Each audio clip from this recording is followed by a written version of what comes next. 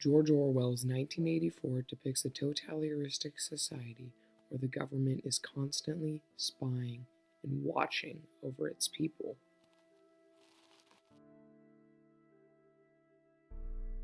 Starts, information is revealed that the government is constantly watching its people.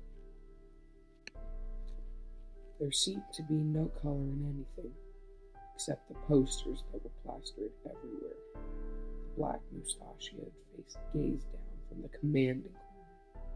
There was one on the house front immediately opposite. Big Brother is watching you, the caption said. The telescreen received and transmitted simultaneously. Any sound that Winston made, above the level of a very low whisper, would be picked up by it.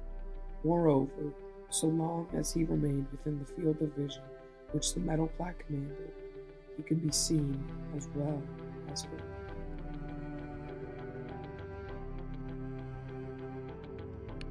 What if the government knew everything you did online? Every website you visited, every picture you've liked, anything you've bought online? What if the government tapped into your phone calls and listened to what you said, looked in through your cameras and saw what you were doing?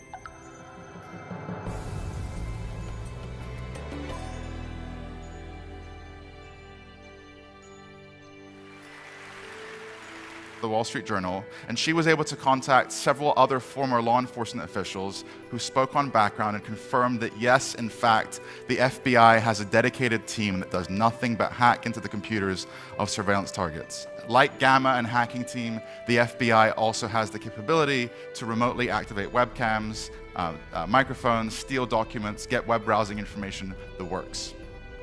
There's sort of a big problem with governments going into hacking, and that's that terrorists, pedophiles, drug dealers, journalists and human rights activists all use the same kinds of computers. There's no drug dealer phone and there's no journalist laptop. We all use the same technology. And what that means then is that for governments to have the capability to hack into the computers of the real bad guys, they also have to have the capability to hack into our devices too. So governments around the world have been embracing this technology, have been embracing hacking as a law enforcement technique, but without any real debate. In the United States, where I live, there have been no congressional hearings.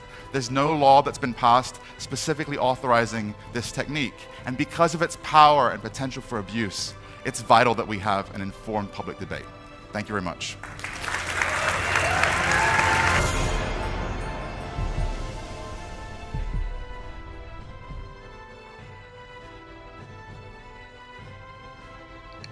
The Patriot Act was brought up quickly after the tragic events of 9/11.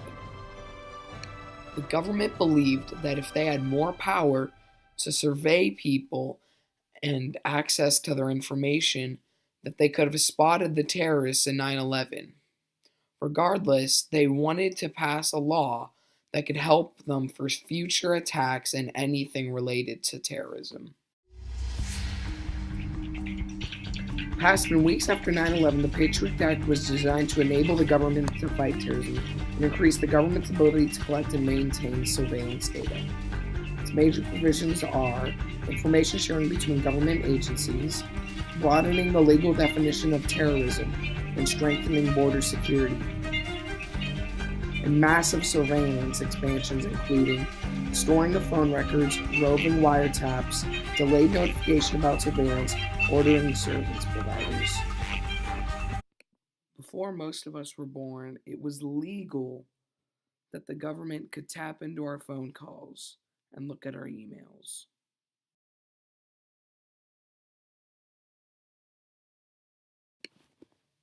Each day that goes by, we are losing our privacy.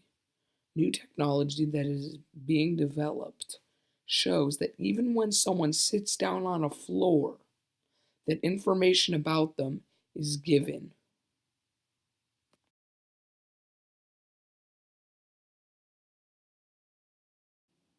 If these laws continue to proceed without more discussion and changes to it, then the government's power of this will soon grow out of hand, and we may never know when the government is looking at anything on the internet. But I believe that a balance will be met, that a law will be passed that appeals to both sides. With new technology advancing more and more each day, our lives start to revolve around the internet. Though it may seem evident that we need privacy to ourselves, we need to allow the government to access information. To an extent, though, the government should only be allowed to wiretap or track someone's information if a warrant or probable cause is present, and it is for the safety of others, whether a person is missing, kidnapped, or endangered in any way.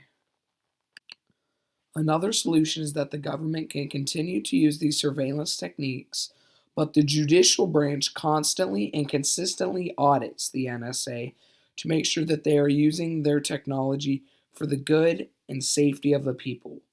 With this, we can continue to live our lives without fear of being watched.